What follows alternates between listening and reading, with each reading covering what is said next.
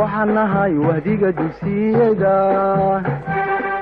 وحنهاي وانا معلمك وحنهاي وهديك دوسيدا وحنهاي وانا. بسم الله الرحمن الرحيم. اللهم صل على محمد. إن لما نرضي ذو سلامنا ونسلاميا إن بروح بلابي دونا إن شاء الله بإذن الله الكريم. عشرة جلسات لبعض أما فهم وان سيداتو تقانا عشرة فرسالة كوباد أين بلابي دونا إن شاء الله بإذن الله الكريم. إن عشر كان عوان كيس وحلا هذا سولادية حولها إنه نقلنا جارهان سومالي لان. إن بروح إنه يجي دونا إن شاء الله بإذن الله الكريم. لكن كنا يهديهنا يهلك إنه كسوة شيء نرنتي أرد جمرك وسوين تبرنا يا واحد نتشعلنا هين وبرتو بل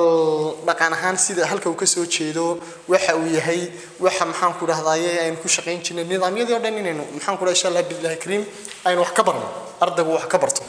إن مركها إن شاء الله بإذن الله الكريم أنت واحد دوننا إنه ندقنا 10 كلا يقعنا 10 هي سولادية حولها هي سولادية حولها واي إن شاء الله بإذن الله الكريم هل كان ينقبل عبد دون أمريكا هي سولادية حولها لما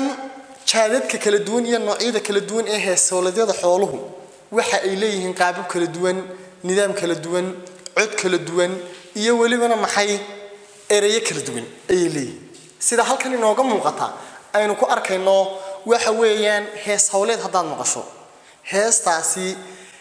hees xoolaad ha noqoto ama hees farsamo lagu qabanayo nidaam kale ha noqotee waa hees loogu talagalay in uu qofkaasi isku madadaaliyo ama isku dhaafiyo dhibaatada ay hawshaasi leedahay inta badan dhibaato ayaa jirto marka ardayga loo dhigayo casharada noocan oo kale hees hawleedka xoolaha horta buugga maadada Soomaaliga ee wasaaradda waxbarashadu ay diyaarisay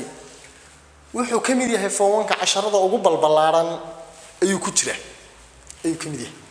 ويا واحد لو قلت لك الأرض قد قناهان يدرس معهم بإنه أرض وحكبرته حوله سي النظام كله راع يقاب كله فوفي يقاب كله حري يقاب كله جهاز لما أنت بإنه وحكبرته يلا قلت لك مركا أرض جو حضرتك سام مركا إيمانك على قروه هي سولاتك حولها إنه أرض جو مركبة مودا يو إن مي ولا شكاني هي سولاتك حولها مركا نرانو ويحقف كي مودي كراون إن waxyaabaha loo heesi karo ama lagu madadaaleyn karo ama la isku dhaafin karo hawl inimi untaal inta badan hawl marka la qabanayo hawshaas hawl xoolaad ha noqoto ama hawl farsamo ha noqoto qofka shayga qabanaya ama qofka hawsha haya inta badan hees buu isku madadaaliyo isku dhaafiyo marka waxaynu arki karnaa halkan inaynu maanta ku soo qaadanay hawshaas ama hawl farsamo ha noqoto ama hawl xoolaad ha noqotee in maxay in la doonayo in la barto hees hawleedka habka hawsha la isku dhaafiyo heestaas waayahay waxaanu arki karnaa halkan la inoogu sheegay buugeena hees hawleedyada dhammaan Soomaalida marka la isku wada daro inay ugu mudan yihiin ugu badan yihiin marka la eego inay ugu badan yihiin heesta geel tolo waa maxay sababta marka tolo waa maxay sababta heesaha geela ayaa ugu mudan uguna badan tolo waa maxay sababta marka sababtu waxa weeyaan ardayow geela inta badan xoolaha Soomaalidu ay dhaqdaan Soomaalidu geela xoolaha kale way ka sareysiyeen waana ka jecel yihiin waayo geelu Ilaahay ba subhanahu wa ta'ala ay kor yeelay geelu xoolaha wuu ka mudan yahay quraanku Ilaahay noogu sheegay تكلم لبعض حضرتك كرتا شرعية دقار إن محام كده هذا جيلة مقطع أكل على ربحية وحضرتك كرتا قف الديل الدلو أنت بدل ما إذا هذا أري نصية إن كان هدي مقتي لك على قاعدنا يوم قف قال الدلي مقتي سلك على قاعدنا يوم وحقرين كنا قعد الله يناشر إن لوجوك على قاعد الجيل ها مركز ده أوجد هي صح إنه هل كان كذا شيء كائن heesaha aynu halkan kaga sheekaynayno in marka aynu runahaantii geel wuxuu ku mudan yahay qaababka aynu soo sheegnay oo aynu arki karno in Ilaahay bade maxaan ku raaxay azza wa jalla weeyaan oo inoogu tala galay inaynu maxay inaga laftigeenu isticmaalada faraha badan leeynoo sheegan ku isticmaalno waayay badaha hees hawleedyada sida halkan inoogu muuqata badaha hees hawleedyadu way kala duwan yihiin oo waa kala jaad xoolaha laftigooda hadday geel tahay iyo hadday lo tahay iyo hadday ari tahay iyo hadday maqal tahay intaba waynu soo sheegi doonaa insha Allah badahoodu way kala duwan yihiin waana kala roon yihiin waana kala miisaan weyn waxaanu arki karnaa badaha ee sawleedyadu inay midha ahaan iyo luuq ahaanba midha ahaan iyo luuq ahaanba inay kala duwanaanayaan oo waxaad arki kartaa marka badda geela lagu jiro badaha geela lagu jiro ee geela la doonayo in sawleedka geela la galo de waxa weeyaan way ka duwan yihiin kuwa looda ama kuwa kale ee in ariga way ka duwanaanayaan marka insha Allah bismillaahi kariim waxaanu arki karnaa badaha iyo jaadadka kala duwan intaynaan gelin waxaanu arkaynaa iyagana qaybaha bal aynu soo qaadano hadaynu maanta heesawleed baan dhigaya heesawleed baan maanta dhigaya oo waxaan doonayaa inaan heesawleed diyaariyo maanta oo ardayda u diyaariyo waxaan isku dayaa hadana heesawleedkii Soomaalidu ay tiriyeen oo dhan iyo wixii ay heesawleed ay ku qaban jireen oo dhan xoolaha kama geeyon karno waayo waxa weeyaan de intii Soomaalidu ay wax dhaqanaysaba heesawleedyo kala duwan oo intaas oo kun ah oo intaasoo jaad oo kala nooc ah ayay maxaan ku dhahday sameeyeen oo laga qoray oo xus lahaa oo taariikh lahaa marka insha Allah bismillaahi kariim tixraacimayna wixii hore bal waxaynu eegi karnaa inta ardayga loogu tala galay ama la doonayo inuu ardaygu faa'iido ka helo ee buugeena ama manhajkeena Somaliland ee ardayga galaaska foonka loogu tala galay marka waa halkan intanay noqonaysaa marka insha Allah bismillaahi kariim halkanay noqonaysaa waxa weeyaan shantan qaybood aynu soo qaadanay oo kaliya oo xoolaha la doonayo bal in laga eego in haday noqoto in daaqin iyo haday noqoto waraab iyo haday noqoto caraabin iyo haday noqoto qaababkeeda kala duwan oo dhan insha Allah bismillaahi kariim intanaynu bal insha Allah ku sawiri doonaa inuu soo qaadan doonaa waxa ugu horeysa heesawleedka geela heesawleedka geela oo aad u tiro badan hadii la yiraahdo koob heesawleedka geela idima koobi karayso sida awgeed waxaan ka soo qaadanaa qaybo yar yar oo in yar inagu filan oo adigana kuugu filan aynu ka soo qaadan doonaa insha Allah waxay noogu xigtay kala labaad labada waxaan soo qaatay hees hawleedka looda iyadana waxaan ka soo qaadan doonaa sida geela oo kale in yar oo kooban oo loogu tala galay ardaygu in ay ku filnaato dhinac kasta ay ka koobnaato insha Allah hees hawleedka riyaha oo iyagu ku jira ariga laakiin gaar ahaan iyaga riya ahaan loo soo qaatay haddii aad maqasho riyo iyo haddii aad maqasho ido waxa la isku yiraahdo waa ari sida aad taqaanaan waa arigii marka arigii baa maxay la kala saaraya laftigooda oo halkan waxa inoogu jira halkan riyihii baa ku jira halka kalena maqashii oo laftigooda iyagana maxay aad arki kartaa in laba laga dhigo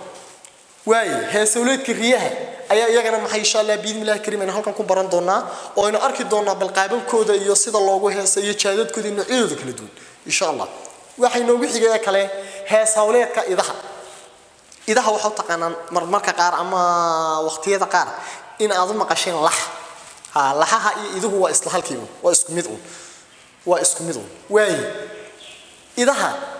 aynu jaadadkooda kala duwan iyagana soo qaadan doonaa insha Allah bismillaahi kariim jaadadkooda kala duwan aynu soo qaadan doonaa waxaanu doonaynaa iyaga laftigooda bal idaha ama lahaha sad u taqaana laxda inaynu bal jaadadkeedii nidaamka iyo habka loogu heesawleedkeeda caraabin haday noqoto iyo hadii daaqeen noqoto iyo haday noqoto maxay waraabka intaba bal in insha Allah bismillaahi kariim eegno oo ay wax weyn xoolaha Soomaalidu ay dhaqato Somaliland ay kamid yihiin waxaan kaloo ku darayaa iyadana insha Allah qaybta shanaad inoo galaysa lambar 5 heesawleedka maqasha inta badan maqasha ardaydu aad bay u yaqaanaan oo run ahaantii maqashu xus fara badan bay nagu leedahay oo marka la yaryar yahay ama waqtigan adimka ku jirtaan ardaydu in xilliga guga imika aynu ku jirno oo kala bil Ramadaan oo waliba Ilaahay hayna garab mariyo aafo xanuun ay socoto ayaa nagu soo hagaagtay laakiin insha Allah bismillaahi kariim markaaynu ka baxno Ilaahay caafimaad qabina siiyo marka iskuulka imtixaanada la qaaday fasaxa la galo ardaygu miyibu taga dabeetana maqasha iyo xoolaha yar yar ayaa la raac marka inta badan wuu arkaa oo heesa fara badan oo kala duwan oo ardaydu ay yaqaaneen baa jiro inta badan markaan wax dhigana xitaa laftigeeda carabka aan ugu dhufano oo ay ka mid tahay maqalay warlaay ma lagu warhamay in Ali la dilay oo Umar la dabay oo waran dhul galay oo dhii qulqulay ayaa ka mid ah waay waxa kaloo ka mid ah oo aad aragteen oo iyadana heesaha ka mid ah heesa fara badan oo ay maqashu leedahay oo ay naqaano oo ay ka mid tahay iyadana in maxaan ku dhahay maqasha qaybo fara badan oo aad taqaanaan oo maqashu waxa weeyaan iyadu maxay waa shayga kaliya ta ardaygu marka uu miiga tago ugu horbarto marka waxaynu arki karnaa ardayga maxay uu ka maskaxda fiican uu ka dadaalka fiican uu dhaqankiisa wax ka barto oo ardayga runtii waxyaabaha loo dhigayo ardayda qaar fara badan baa maxay iyagu dhab ahaanba u arka ardayda qaarna waa tan oo loo dhigayaa oo wax weyn buugooda inuu ka tixraaco ardaygu la socdo casharada oo insha Allah biidmillaahi kariim kullu runtii sidii fasalka aynu fadhinay ardayga hogol tusaaleynta iyo heesta iyo gabayga iyo sharaxa loogu wada karimayn arday walba waxaan doonaynaa insha Allah biidmillaahi kariim inuu bal isku dayo inuu noqdo ardayga ugu fiican ee buugiisa la socda ee waxaan yare hogol tusaaleynta aanu ka dhigaynana insha Allah biidmillaahi kariim meel baa loo soo marinaya meesha loo soo marinaya ardayda qaar way dheelsanayaan ardayba isagoo fasalka fadhiya ama maadada sayniska biology-ga leedahay loo dhigo ama suugaan loo dhigo ama xisaab loo dhigo ardayba isagoo kursiga fadhiyo loogu taagay war aamus war wax dhigo marka waxaan u malayn doonaa arday badan ayaa waxaanu dhigaynay meel loo soo marinay tacab ku galay arday macallinku dhididayo ee maamulku uu shaqeynay ee hawsha loo wado aan qaarkood aanan uga haysan faa'iido oo ay ninkii fasalka loogu taaglaa halkana wax looga dhigay meel baa loo sii marinaya waxa weeyaan xaalkiisa ilaahu baa kaana insha Allah biidmillaahi kariim waxaanu jecelnahay ilaahay maskaxdiisa oo ku shubo oo ka dhigo arday maxaan ku dhahdayay in isaguna u soo jeedsado insha Allah biidmillaahi kariim ardayow casharadan insha Allah biidmillaahi kariim in soo koobkoobina waxaan jecelahay marxalaadka shantan in aan halka ku sheegnay in insha Allah biidmillaahi kariim aan dhaxgalo shantan si balbalaarinina oo aynu doonina mid kasta inaynu sida goonida hadii geel noqoto iyo hadii loo noqoto iyo hadii noqoto maxay riyaha iyo hadii noqoto maqasha inaynu insha Allah billahi kariim maxay mid kasta goonideeda u qaadano aynu si faahfaahino ardayga waxa laga rabaa shuruudo fara badan oo ay koow ka tahay inuu casharka marka uu mobilkiisa kala baxo ama TV ha noqoto ama mobil ha noqotee inuu buugiisa la kala baxo inuu ardaygu la socdo inuu ku cishado meesha way ugu jirtaa inuu ku cishado waxa weeyaan ardayo waxa weyn sidii fasalka markii aad u joogto lagu shubayo ma aha marka insha Allah biidmillaahi kariim waan inta noogu filan casharkan insha Allah biidmillaahi kariim waynu sii wadi doonaa arday walba waxaan ka rabnaa insha Allah biidmillaahi kariim inuu dadaal sameeyo wassalaamu calaykum wa rahmatullaahi wa barakaatuh